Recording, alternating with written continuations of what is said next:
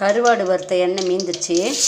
அந்த எண்ணெயை வேஸ்ட் பண்ணாமல் எண்ணெய் சூடாகிடுச்சு. சூடாகவே இருக்குது எண்ணெய். கருவாடு வறுத்ததில் கடுகு போட்டிருக்கு, வெங்காயம் போட்டிருக்கேன். நல்லா வதக்கிக்கோங்க. வெங்காயம் வதங்கிடுச்சு. தக்காளி போட்டு நல்லா வதக்கலாம். உப்பு கொஞ்சம் போட்டுக்கலாம்.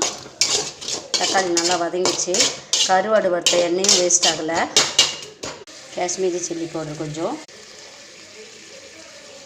சிக்கன் 65 மசாலா தூள் கொஞ்சம்,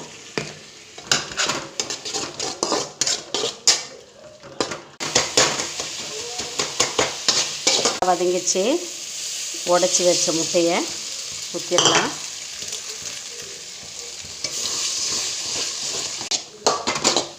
மசாலா முட்டை பொடி மாஸ் ரெடி ஆயிடுச்சு.